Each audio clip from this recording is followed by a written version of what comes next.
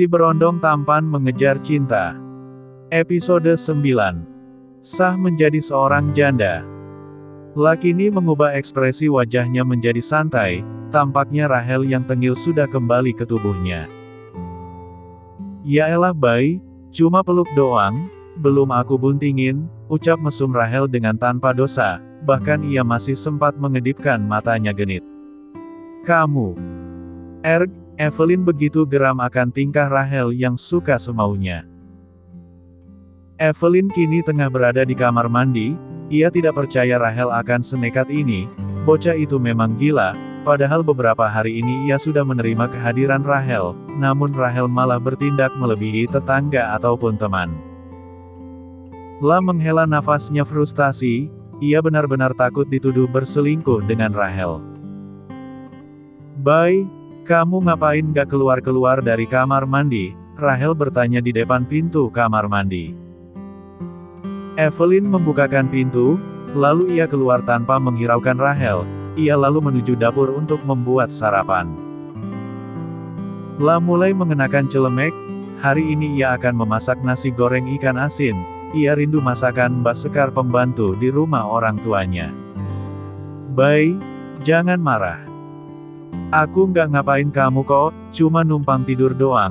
"Sumpah Bay," Rahel kini sudah duduk santai di kursi meja makan. Nampaknya ia akan meminta sarapan lagi. "Apa tadi katanya? Cuma numpang tidur doang? Dia kira nih apartemen kosan esek-esek apa? Gak ada status tiba-tiba aja tidur bareng, memang minta ditabok panci nih anak." Evelyn menggerutu dalam batinnya. Ia tidak berniat menanggapi pernyataan Rahel, ia ingin mendiami Rahel, mungkin dengan cara begitu Rahel akan berhenti mengusiknya.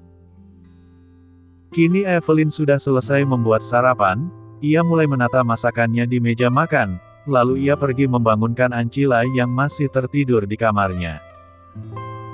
Rahel bingung, kenapa Evelyn tidak lagi menyahutinya, tatapan Evelyn begitu membunuh dilihatnya.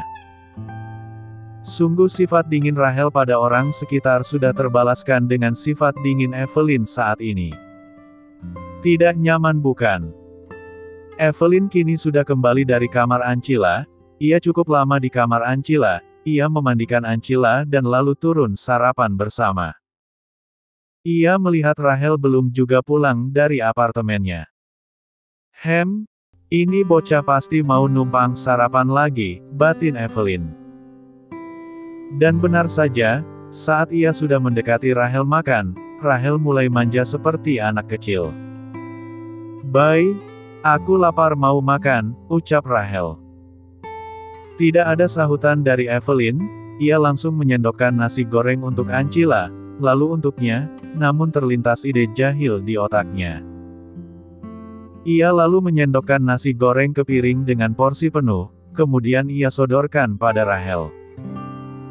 Rahel yang melihatnya pun melototkan matanya, mana mungkin ia bisa menghabiskan sebanyak itu. Evelyn memang tak main-main mengerjainya.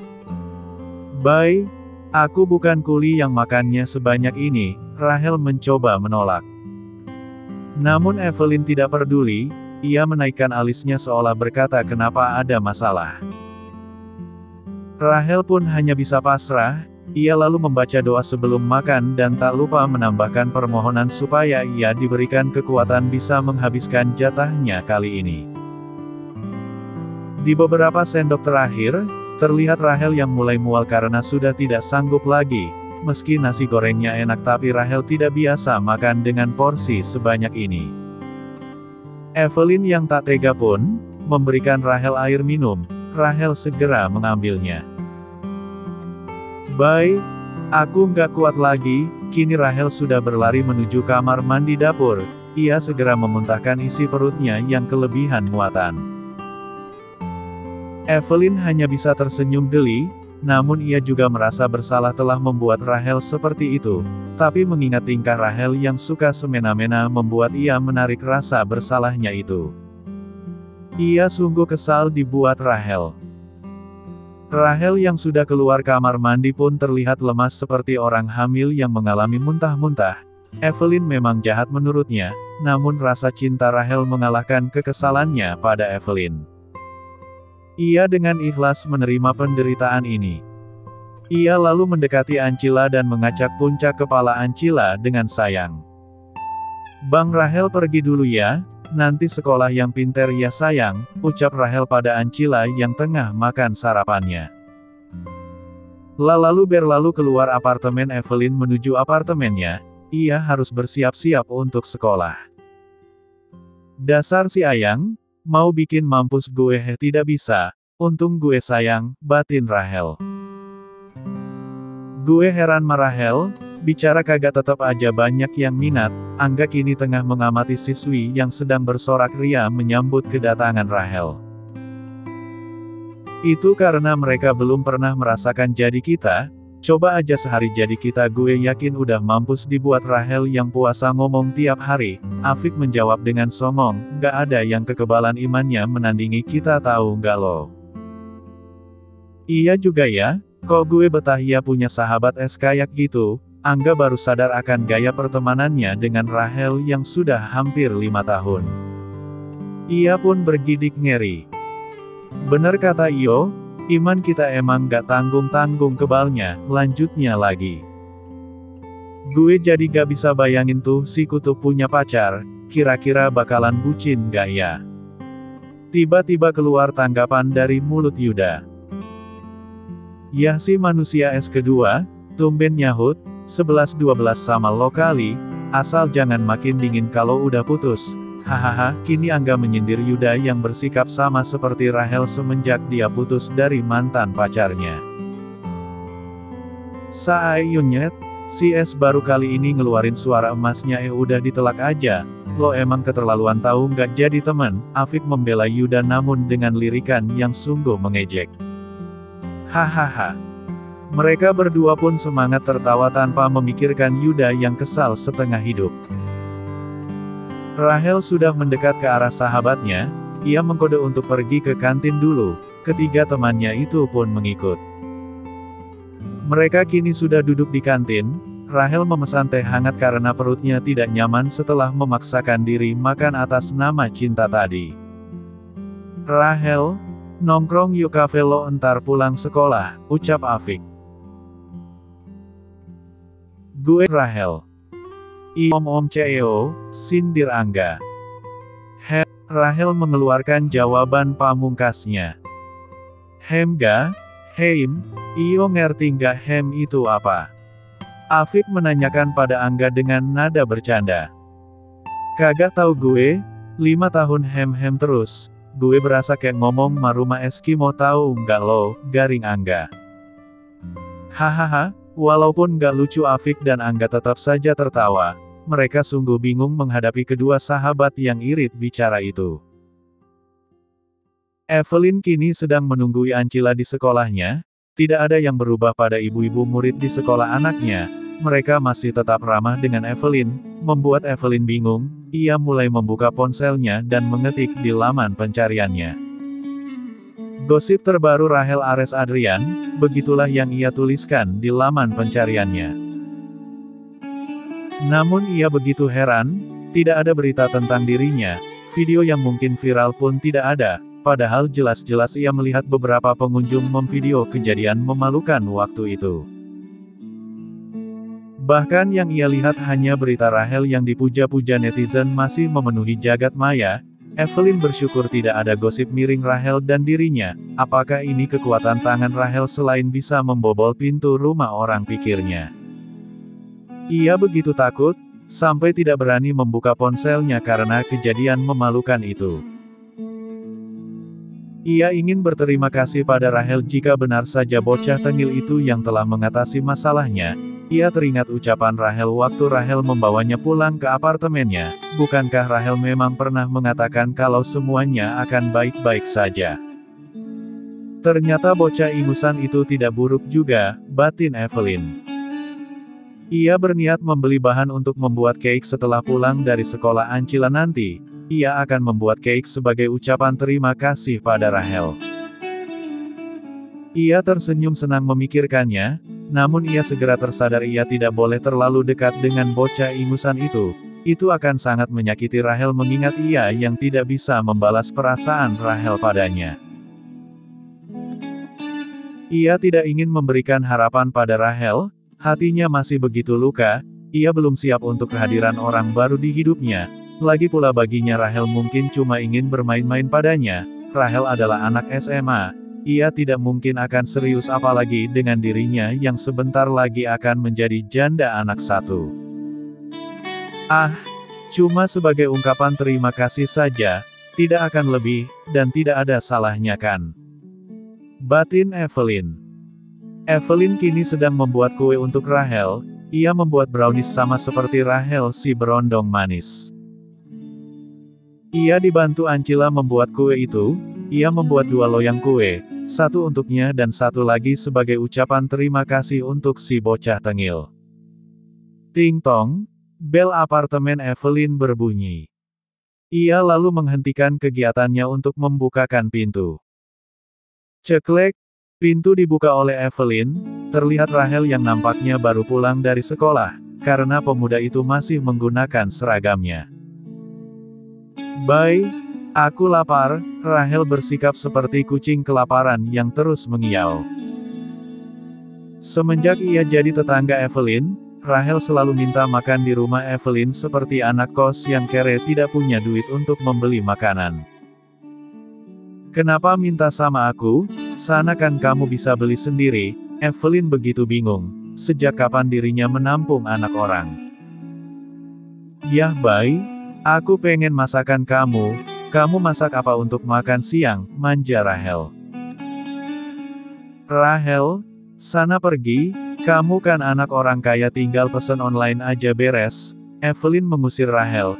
Ia menutup pintu apartemen walau ia tahu Rachel pasti akan masuk walau pintunya dikunci. La kembali melanjutkan pekerjaannya, dan benar saja tak lama Rachel telah berada di belakangnya. Ia sudah duduk di kursi makan walau tanpa disuruh, dasar Rachel tak tahu malu. "Makan aja, tapi ambil sendiri," Evelyn menyuruh Rachel untuk makan. "Kamu lagi buat apa Bay?" Rachel bertanya karena Evelyn sedang sibuk entah membuat apa, karena seumur-umur Rachel sangat jarang sekali mengunjungi dapur. Ia kini juga sudah mengambil nasi dan lauk pauk untuk mengisi perutnya. Tidak ada jawaban dari Evelyn, ia terus saja berkutat dengan pekerjaannya. "Bay, kamu jadi cari ruko buat buka usaha?" Rachel menanyakan rencana Evelyn waktu itu. "Iya jadi, tapi belum sempat aja, rasanya lagi malas keluar," jawab Evelyn. Nampaknya ia sudah terbiasa dengan panggilan sayang Rachel kepadanya. "Di dekat sekolah aku ada tuh ruko yang disewain, kalau kamu mau aku bisa tanya-tanya sama pemiliknya," Rachel menawarkan bantuannya. Padahal ruko itu adalah miliknya, namun ia tidak mau Evelyn tahu. Evelyn pasti akan merasa tidak nyaman jika menyewa ruko miliknya. Nanti aku pikir-pikir dulu, kayaknya aku milih jualan kuenya online aja dulu, nanti aku bikin brosurnya terus ku promosiin di butiknya Weni, kali aja ada yang minat," Evelyn menceritakan niatnya. "Iya boleh juga tuh Bay, entar aku juga bantuin kamu promosi, nanti brosurnya aku sebar di kantor aku. Terus coba deh kamu bikin testernya, nanti ditaruh di kafe aku dulu, kalau ada yang pesen karyawan aku nanti bisa hubungin kamu." Rachel sangat antusias untuk membantu Evelyn. "Beneran nih, aku sih oke aja, tapi kamu nggak apa-apa aku repotin?" tanya Evelyn. "Demi cinta Bay," Rachel menaik turunkan alisnya genit, "apapun akan abang lakukan dek," gombal Rachel. "He abang-abang, kayak Kang Cilok aja, lagian masih tuaan aku kali, jangan sok tuwir kamu," canda Evelyn. Rachel tersenyum melihat tawa wanitanya itu, pelan tapi pasti dia akan semakin dekat dengan Evelyn. Dia hanya perlu bersabar sebab luka Evelyn masih belum sembuh. Hari demi hari berlalu, Kini sudah 1 bulan sejak pembicaraan Evelyn dan Rachel tentang usaha yang akan Evelyn rintis. Kini Evelyn dan Rachel sudah semakin dekat. Evelyn mungkin belum punya perasaan lebih kepada Rachel, tapi percayalah rasa nyaman itu ada. Evelyn makin kewalahan menghadapi banyaknya orderan. Rachel sampai mengutus 2 maid di rumahnya untuk membantu Evelyn. Mulanya Evelyn ingin menolak dan mencari karyawannya sendiri. Namun Rachel tidak mengizinkan dengan alasan kalau mengambil karyawan dari luar orang akan tahu kedekatannya dan Evelyn. Sebenarnya ia tidak masalah digosipkan dengan Evelyn, ia malahan akan sangat senang. Namun mengingat status Evelyn yang masih menunggu keputusan cerainya, ia takut netizen akan membuli wanitanya itu. Dan ia tidak mau mengambil resiko untuk itu. Tibalah hari ini, hari yang akan menjadi salah satu hari bersejarah bagi Evelyn. Ya, tepat hari ini adalah sidang terakhir perceraiannya dengan Mas Fendi. Kini ia sudah resmi menjadi janda anak 1. Fendi yang ditemani madunya itu nampak tersenyum melihatnya. Namun Evelyn biasa saja, ia mencoba mengubur sisa-sisa cinta pada mantan suaminya itu dalam-dalam. Mas Fendi nampak bahagia. Dirinya juga harus bahagia. Ia masih punya Ancila yang lebih dari apapun, itu sudah cukup baginya. Ancila tidak ikut, ia diasuh Rachel saat ini, kelas 12 sedang ujian nasional, jadi Rachel libur sekolah, ia juga membolos di kantornya, tak apalah katanya toh dia juga yang jadi bosnya, sungguh Rachel memang suka semaunya. Hak asuh Ancila jatuh ke tangannya. Mas Fendi tampaknya tidak mempersulit perceraian mereka, entahlah mungkin sudah ada penggantinya, dan ia juga sudah mendengar kabar kehamilan madunya, sungguh itu menambah sakit hatinya walau ia terlihat baik-baik saja. 6 tahun menikah dan 2 tahun pacaran, rasanya masih kurang untuk mengenal siapa dirimu Mas, batin Evelyn. Sungguh ia adalah salah satu korban tipuan mulut manis lelaki. Huek, Evelyn lagi-lagi memuntahkan makanan yang sudah masuk ke perutnya. Perutnya sakit karena isinya sudah terkuras abis ia muntahkan. Pagi ini ia sudah 5 kali muntah-muntah. Ia sudah lemas berbaring di kamarnya. Rachel yang tidak mendapatkan tanggapan saat menekan bel apartemen Evelyn pun segera masuk dengan caranya. Ia mendengar suara Evelyn muntah-muntah dari kamarnya. Ia membuka kamar Evelyn dan melihat Ancila yang sedang merawat bundanya.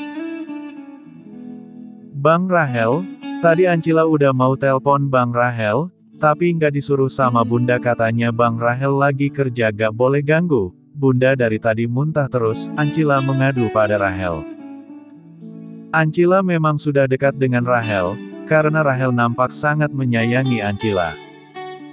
Bay, kamu kenapa jadi kayak gini?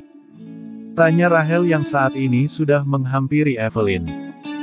Aku cuma masuk angin Rachel, aku pusing banget, bawaannya pengen mual, kamu mau nggak kusuruh beli obat ke apotik, ucap Evelyn. Enggak, kita ke rumah sakit sekarang, aku takut kamu kenapa-napa, periksa dulu di rumah sakit. Rachel kini sudah sangat khawatir melihat Evelyn yang lemas. Enggak, aku nggak mau, palingan cuma asam lambungku naik, kemarin aku telat makan kayaknya, sanggah Evelyn. Evelyn, nurut, aku nggak mau kamu kenapa-kenapa. Rachel keke ingin membawa Evelyn ke rumah sakit. Lalu Rachel kembali ke apartemennya, ia mengambil masker dan kacamata hitam yang selalu ia pakai untuk bepergian dengan Evelyn. Setelah itu ia kembali ke apartemen Evelyn. Ia lalu menggendong Evelyn ala bridal. Ancila ia suruh duluan agar ia bisa mengamati jalan Ancila sambil menggendong Evelyn. Rachel mengemudikan mobilnya, ia menuju rumahnya terlebih dahulu sebelum ke rumah sakit, ia ingin menitipkan Ancila pada mamanya. Sesampainya di rumah keluarga Adrian, Rachel mengajak Ancila turun, ia meninggalkan Evelyn di mobil sebentar. Evelyn hendak turun namun dicegah oleh Rachel. Rachel bilang iya hanya sebentar. Ma, aku mau titip Ancila sebentar. Aku mau bawa bundanya dulu ke rumah sakit, ucap Rachel pada mamanya. Ibunya Rahel agak terkejut melihat anaknya yang pulang membawa anak kecil, namun ia kini mengerti anak kecil ini adalah anak gebetan putranya. Lapun dengan senang hati mengasuh Ancila karena ia juga sangat menyukai anak kecil. "Evelyn sakit apa?" tanya Mama Mila. "Muntah-muntah, Ma? Aku takutnya ia keracunan atau apa," ucap Rahel khawatir. Mama Mila tersenyum melihat kelakuan putranya, walau ia belum pernah bertemu dengan Evelyn, namun ia yakin Evelyn adalah wanita yang baik, karena keluarga Adrian sudah mengetahui semua informasi tentang Evelyn saat anak semata wayang mereka mengatakan mencintai wanita itu. Keluarga Adrian langsung menyelidiki latar belakang Evelyn Damla Julian. Kini Rahel sudah sampai di rumah sakit. Ia yang sudah membuat janji pada tantenya yang bekerja di rumah sakit milik keluarga Adrian itu tidak perlu mengantri seperti pengunjung lainnya.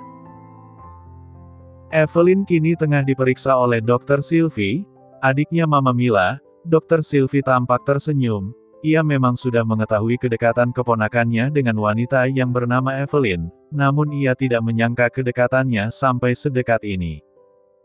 "Gimana Tante? Pacar saya sakit apa?" tanya Rahel cemas. Evelyn terkejut saat Rahel mengatakan ia pacarnya. Ia sungguh malu, ia seperti pedofil saja yang berpacaran dengan anak kecil. Padahal kapan ia resmi pacaran dengan Rahel, rasanya Evelyn makin pusing memikirkan Rahel yang bertindak seenak jidat. "Pacarmu tidak sakit, coba ajak ia periksa ke dokter kandungan," ucap Dr. Sylvie. "Hah?" Rahel sungguh terkejut. Begitupun dengan Evelyn, sungguh mereka berdua tidak memikirkannya sampai ke situ. Apa benar begitu? Evelyn mulai menangis, ia nampaknya sudah mengerti dengan apa yang terjadi. Namun ia belum percaya sepenuhnya, jadi ia menyetujui saran Dr. Sylvie untuk memeriksakan diri ke dokter kandungan. "Tidak, tidak mungkin," batin Evelyn. Bersambung.